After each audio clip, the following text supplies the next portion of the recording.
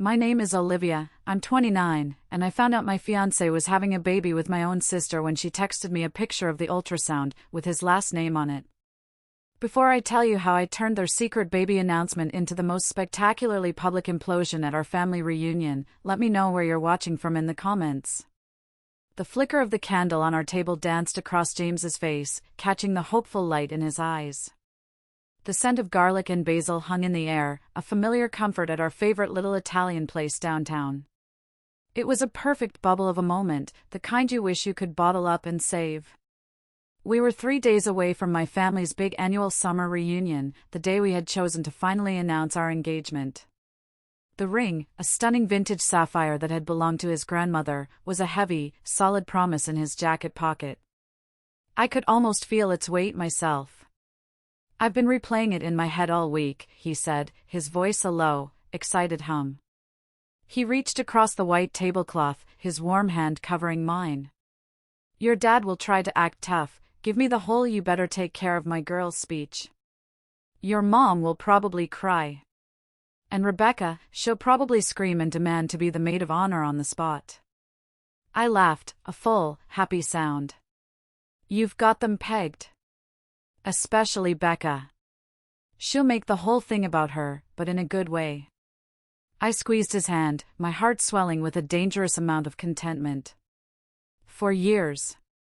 We'd navigated 4 years of life together, from career changes to stupid fights about the thermostat. We'd just taken the biggest leap yet, putting the entirety of my inheritance from my grandmother towards the down payment on a charming little house with a crooked porch and a big backyard. My grandmother had always told me that money was for my future, for my happiness. And sitting there, across from James, I felt like I was honoring her wish perfectly. Everything was finally, beautifully, falling into place. That's when my phone buzzed. The sharp vibration cut through the soft murmur of the restaurant. I glanced down. A text from my sister. "It's Becca," I said with a smile, picking up the phone. Probably asking what I'm wearing to the reunion so we don't clash. I tapped the notification open. "Sis, we are pregnant. Can't wait to share the news with everyone this weekend." My eyebrows shot towards my hairline. Whoa. Okay. That's unexpected. A giddy laugh escaped me. My little sister, a mom. It was a strange thought. Looks like we're not going to be the only ones with a big announcement this weekend. I turned the phone around, a wide, surprised grin on my face, ready to share the shock with James. The reaction was not what I expected. The smile didn't just leave his face, it was violently erased. His skin went from a warm, healthy tan to a sickly, grayish-white in a matter of seconds. He physically recoiled, snatching his hand back from mine as if the phone had burned him. "James? What is it? Are you okay?" "I'm fine," he choked out, but his voice was tight and strangled. He pushed his chair back from the table, the legs scraping loudly against the tile floor. I think that wine went straight to my head. I feel dizzy. I just need a minute. Some fresh air." Before I could ask another question, he was gone, practically bolting towards the back of the restaurant where the restrooms were. I stared after him, the knot of confusion in my stomach tightening into a cold, hard lump. He'd had half a glass of Chianti. He never got sick. My gaze dropped back to my phone, a sense of dread beginning to creep up my spine. As I watched, a new message bubble appeared. Another text from Rebecca. This time, it was an image. My thumb trembled as I tapped it open. The image loaded. A grainy, black and white ultrasound. A tiny, pulsating shape at the center, a fragile flicker of a new life. For a split second, my heart melted. My sister. A baby. I was going to be an aunt. I smiled, a real smile, and started to zoom in, wanting to see every detail of my future niece or nephew. And that's when I saw it. In the top right corner of the image, written in Rebecca's familiar, loopy cursive, were 2 words. 2 words that made the world tilt on its axis and all the air rush out of my lungs. Baby Williams. Williams. The name echoed in the sudden, roaring silence of my mind. Williams. James's last name. It felt like a physical blow. No. It had to be a mistake. A coincidence. My mind, desperate and sputtering, tried to build a bridge over the impossible chasm that had just opened up in front of me. Maybe Rebecca's on-again, off-again boyfriend, Mark, had a secret last name? No, I'd met his parents. They were the Petersons. Maybe it was a joke? A horribly unfunny, cruel joke? My eyes locked onto the date printed on the ultrasound. 12 weeks pregnant. 3 months. A mental slideshow started playing in my head, fast and brutal. 3 months ago. The weekend James had spent helping Rebecca move into her new apartment across town. He'd been there for 2 full days. I'd offered to help, but he'd insisted I should relax, that he and Becca had it handled.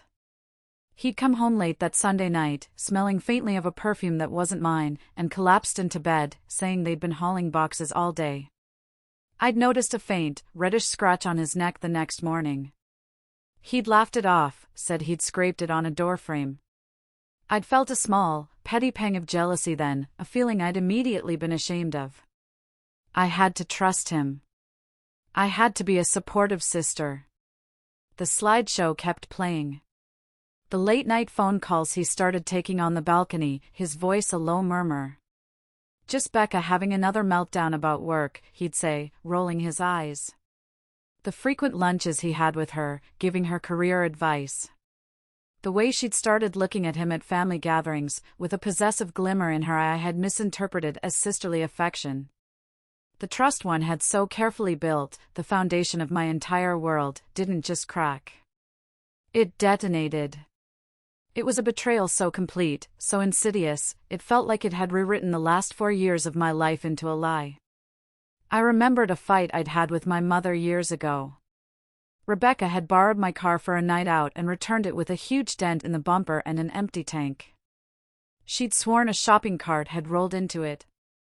I was furious, not just about the damage, but about the blatant lie.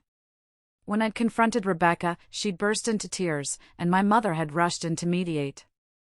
She'd pulled me aside, her voice laced with that familiar, weary tone of disappointment. "Olivia, for heaven's sake, it's just a car. Your sister is sensitive. Why do you always have to make such a big deal out of everything? Can't you just be the bigger person and let it go, for the sake of a quiet house?" A quiet house. My mother's ultimate goal. And I was always the designated peacekeeper. I was the one who had to swallow my feelings, my anger, my hurt, to maintain the illusion of a happy, functional family. I had been the bigger person my entire life. I had let things go. And this was my reward. To be the stable ground they could stand on while they drove a knife into my back. My hands were shaking, but a strange, icy calm was beginning to settle over me. I picked up my phone. I navigated back to the text conversation with Rebecca. I typed a single, simple sentence. "Who exactly is we in we are pregnant?" I hit send. The delivery receipt immediately changed to read. Silence. No reply. Of course. What could she possibly say? A few minutes later, I saw James walking back towards the table. He'd composed himself.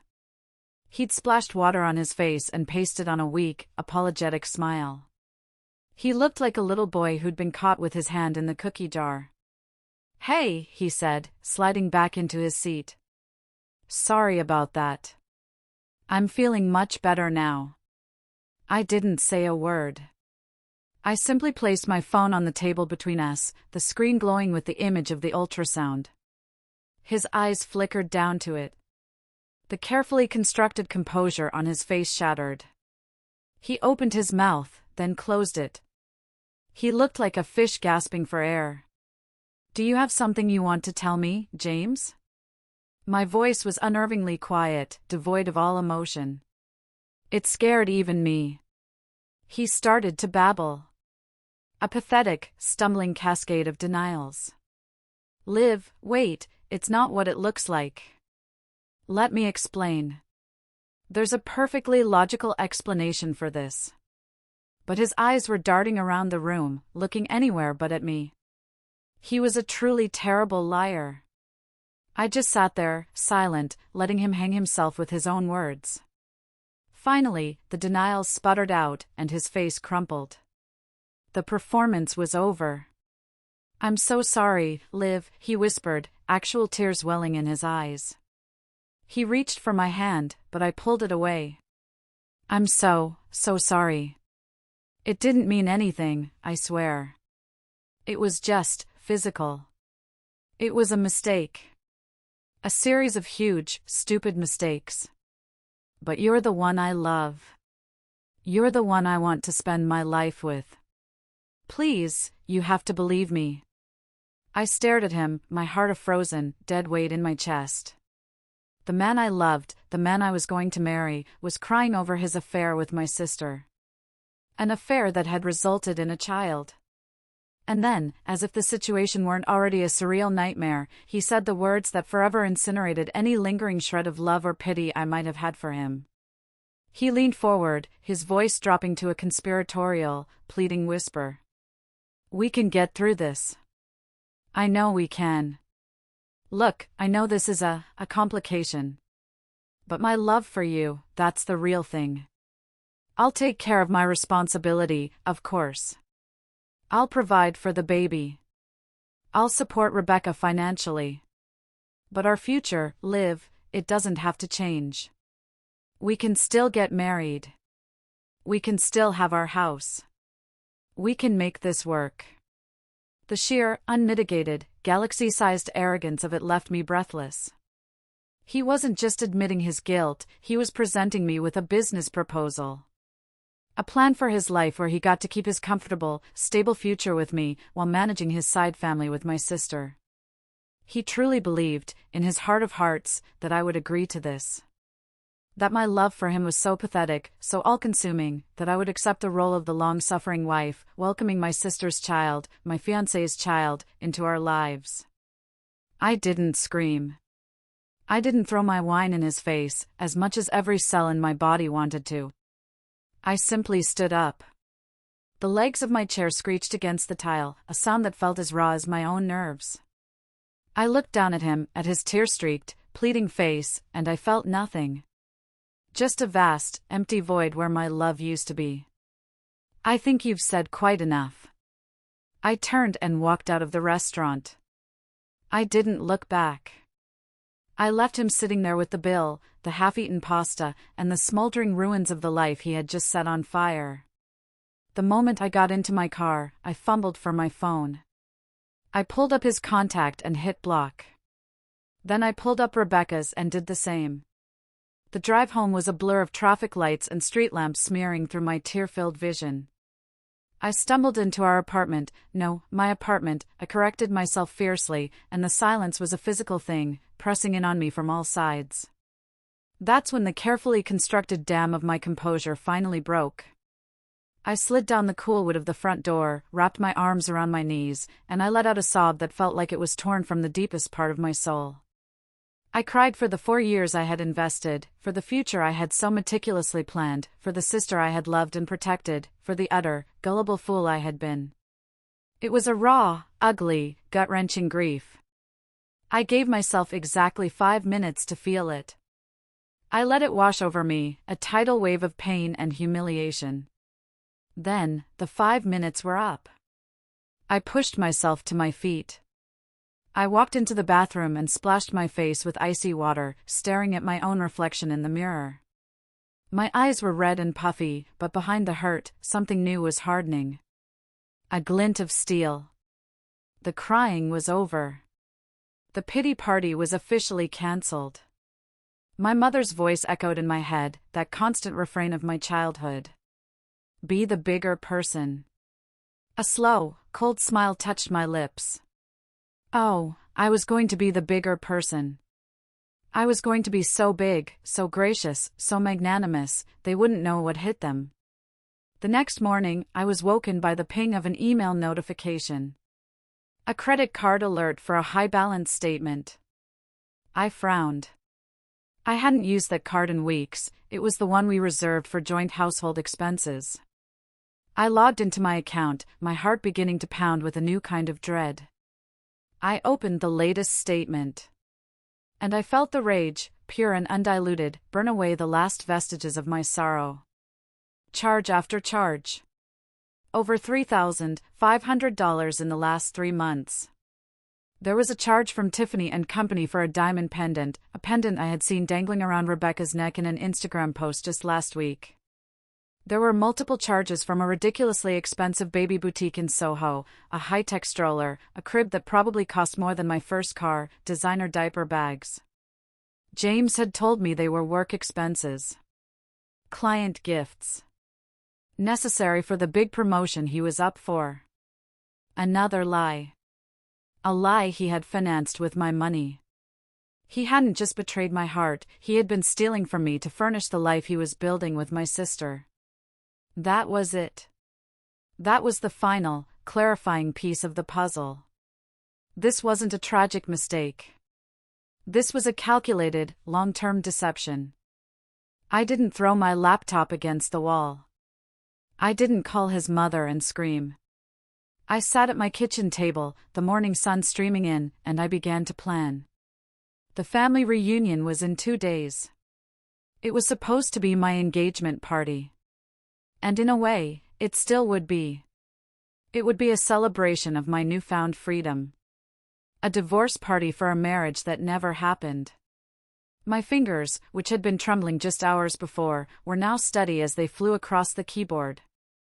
I wasn't searching for divorce lawyers, not yet. That could wait. First, I was searching for same-day luxury gift basket delivery, New York. My mind was clear, my purpose sharp. This wasn't just about revenge. Revenge was messy and emotional. This was about a strategic exit. It was about severing ties so cleanly and publicly that there would be no ambiguity, no room for them to spin the narrative, no possibility of a quiet reconciliation. First, the house. The foundation of the future they had stolen. I found the number for our real estate agent and called her. I explained the situation calmly and concisely. The engagement is off due to irreconcilable differences. The down payment for the property came entirely from a personal inheritance of mine, and my name is the primary on all initial paperwork. I need to know the process for withdrawing from the sale immediately. She was professional, if a little shocked, and promised to email me the necessary documents. Check. Next, my career. I opened my email and found the message from the headhunter in Portland, Oregon. It was for a senior marketing director position, a significant promotion with a salary to match. A dream job I had dismissed because James's entire life, his family, his career, was rooted in New York. I wrote back a short, professional message, "Thank you for your patience. My personal circumstances have recently and unexpectedly changed, and I am now in a position to seriously consider relocating. I would be very interested in discussing this opportunity further at your earliest convenience." Check. Then, the most delicate move. I dialed the number for my godfather, David. He was a kind man who had known me since I was born, but he was also a ruthless CEO. And he was James's boss. I kept my tone light, almost casual. "Hi, Uncle David. I hope you're well. I'm just calling to let you know, so you hear it from me first, that James and I won't be moving forward with our engagement. I'm in the middle of making some rather significant life changes, and I just wanted to be sure that any personal fallout doesn't negatively impact the team or the important projects he's managing." I didn't need to say more. I knew David. He had a zero-tolerance policy for anything that could bring scandal or instability to his firm. I had just handed him a red flag, professionally and without emotion. James had become a liability. Check. Finally, the centerpiece. The Trojan horse. The gift basket. I spent a full hour on the phone with a concierge from a high-end gift company, curating it with meticulous care. A bottle of Dom Perignon for the celebration. 2 heavy crystal champagne flutes. A ridiculously soft, cream-colored cashmere baby blanket. A pair of tiny, impractical designer booties. A heavy, ornate silver picture frame, perfect for an ultrasound photo. And the card. I instructed the concierge to transcribe my message in elegant calligraphy. To James and Rebecca, congratulations on your growing family. We are all so excited to welcome baby Williams. With all our love, from the woman who was supposed to be your wife and aunt. I scheduled the delivery for Saturday at precisely 1 p.m. Right when the family reunion barbecue would be in full swing. Checkmate. The day of the reunion was painfully beautiful. The sun was bright, the sky was a cloudless blue, and my parents' backyard was a picture of idyllic family bliss. The air smelled of freshly cut grass and charcoal from the grill my dad was manning. Aunts, uncles, and cousins milled about, laughing, drinking beers, and chasing toddlers across the lawn. It was a scene I had loved my entire life, and today, it felt like a stage set for a tragedy. I walked in, and my mother immediately detached from a conversation and rushed towards me, her face wreathed in a beaming smile. "Olivia, darling. You're here." I was getting worried. "Where's James? Is he running late? Everyone is just dying to hear your big news." "He's not coming, Mom," I said, my voice perfectly even. Her smile faltered. "What? What do you mean he's not coming? Did you two have a fight? You have to make up before the announcement." "You could say we had a fight," I replied, offering no more. Before she could interrogate me further, a van from Gourmet Gifts and Baskets pulled up to the curb. A deliveryman in a crisp uniform emerged, carrying a basket so enormous it looked like it belonged in a celebrity's dressing room. It was a monument of cellophane, ribbon, and righteous indignation. "Oh, my goodness, what's this?" my mother chirped, her attention immediately diverted. She loved a grand gesture. "Someone must have sent you an early engagement present. How thoughtful." She bustled over, taking the basket from the man with a flourish. "Oh, look, the tag says it's for the whole family," she announced, her voice carrying across the yard. She placed it triumphantly on the main picnic table, and as intended, a curious crowd of relatives began to gather around it. "Well, let's see who it's from," she said, her fingers fumbling with the elegant envelope tucked into the ribbons. At that exact moment, as if on cue, I saw them. James and Rebecca. They walked through the side gate, holding hands, their faces a carefully rehearsed mask of guilt and resolve. They had clearly planned this, to arrive together and break the news as a united front, to control the narrative. They stopped dead in their tracks when they saw the scene unfolding at the picnic table. My mother pulled the thick, cream-colored card from the envelope. She cleared her throat, ready to perform. "Let's see," she began, reading aloud for everyone to hear. "To James and Rebecca, congratulations on your growing family." Her voice trailed off. The cheerful smile on her face froze, then melted away, replaced by a look of utter confusion. She squinted at the card, reading the rest of it silently. Her eyes widened. Her mouth fell open. A strangled little gasp escaped her lips. The silence that followed was deafening. It spread outwards from the table like a shockwave, quieting the chatter, the laughter, the music from the speakers. Every single head in that backyard turned from the card, to my mother's horrified face, and then, as one, to James and Rebecca, who stood frozen by the gate like a pair of terrified deer caught in the headlights. My Aunt Carol, never one to shy away from drama, was the first to break the spell. "Rebecca?" she asked, her voice sharp. "What on earth does that mean? Baby Williams?" And then, the dam broke. The chaos was instantaneous. A barrage of questions hit them from all sides. "What's going on? Is this some kind of sick joke? "James, what did you do?" They were drowning.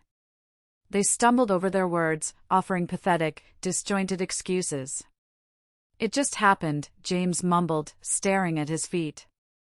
"We never meant for anyone to get hurt. We were going to tell you."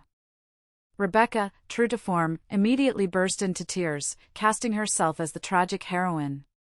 She looked directly at me, her eyes swimming with a grotesque mixture of tears and defiance. "Liv, I was going to tell you, I swear. I love him. I've always loved him. And I know how much you've always wanted a baby in the family. You can be the most amazing aunt. You wouldn't abandon your own family, would you? Your own nephew or niece?" The audacity of it, to weaponize her pregnancy, to try and guilt me into accepting this grotesque new reality in front of our entire family, was breathtaking. She wasn't sorry for the betrayal. She was sorry the secret was out. My father, a man I had rarely seen angry, turned to James, his face a thundercloud. "You did this to my daughter?" he growled, taking a step forward. "You did this under my roof?" But it was my mother's reaction that delivered the final, fatal blow.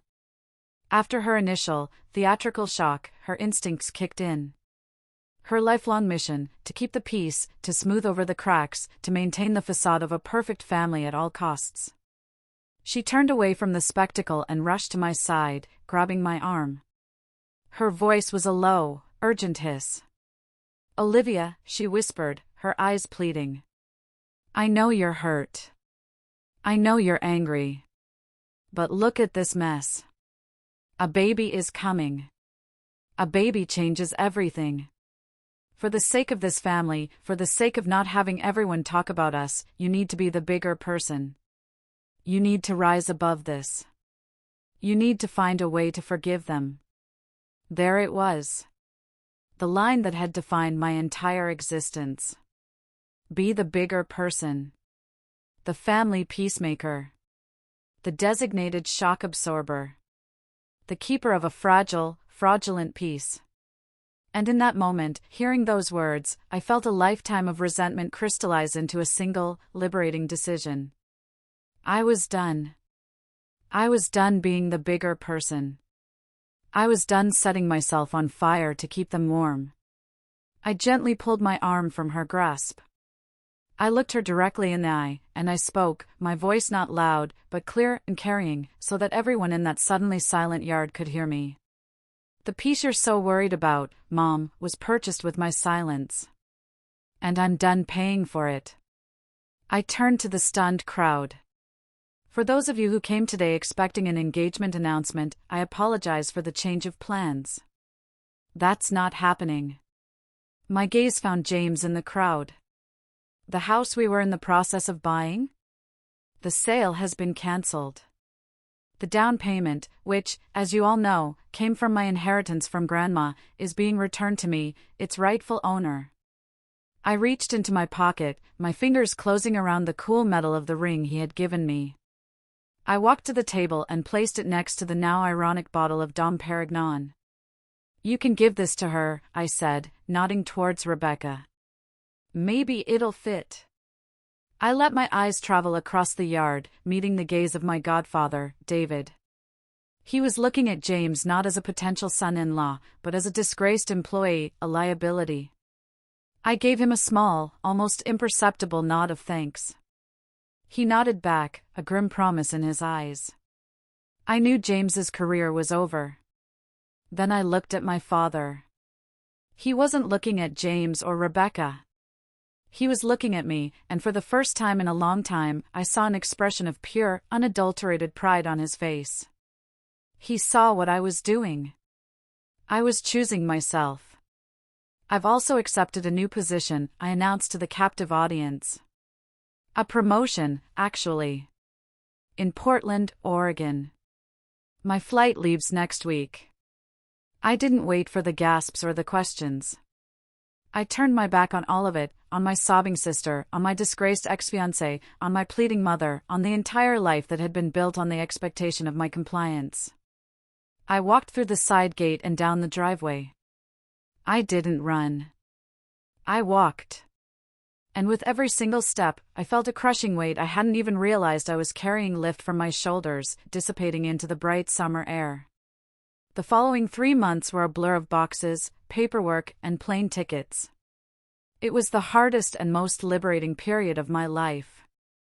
I moved to Portland, into a bright, airy apartment in a neighborhood filled with trees and coffee shops. I threw myself into my new job, a challenging, rewarding role where my ideas were valued and my contributions were celebrated. For the first time in years, I felt seen for who I was, not for what I could do for others. About a month after I moved, I got a long email from my dad. He apologized, profusely and sincerely, for a lifetime of expecting me to be the peacemaker. He said the reunion had been a wake-up call for him. He told me that after I left, the party had descended into a maelstrom of accusations and tears. He said my godfather had called him the following Monday to let him know that, faced with a formal HR investigation into his unprofessional conduct, James had chosen to resign. My father also informed me that he had sat Rebecca down and told her that while he would always love her, the financial support was over. "It's time she learned that actions have consequences," he wrote. I read the email and felt a quiet, somber sense of justice. Not glee, not triumph. Just the sad, necessary balancing of scales. I started taking a pottery class on Saturday mornings. There was something deeply therapeutic about it, about taking a formless, messy lump of clay and patiently, deliberately shaping it into something new, something useful, something beautiful. I was rebuilding my life with my own 2 hands.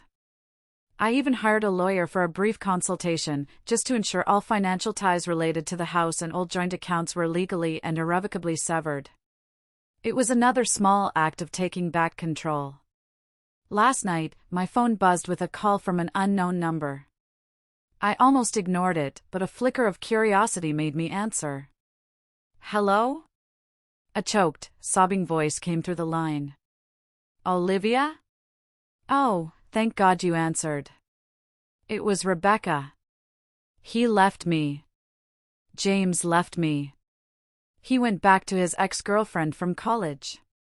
He said this was all too much drama and that he needed a simpler life. The sobs intensified. "I have nowhere to go, Liv. My lease is up, and Dad won't help me. The baby is due in a few months. I don't know what to do. We have to figure something out. Please." I was silent for a long moment. I stood up and walked to my large apartment window, looking out at the glittering lights of my new city. My city. My life. The air in my lungs felt clean, cool, and entirely my own. I let out a slow, steady breath. My voice, when I finally spoke, was calm. It was even. It was free. "Who exactly is we now, Rebecca?" I ended the call. Then, I opened my contacts, found the unknown number, and I blocked it. I blocked the last ghost from my past. A new day was coming, and for the first time in my life, it belonged completely and totally to me. Thank you so much for listening to my story. It wasn't easy to share, but I felt it was important. If you've ever had to make a hard choice to burn down your old life in order to build a new, happier one, I would love to hear about your experience in the comments. And if you'd like to hear more stories like this, don't forget to like this video and subscribe to the channel.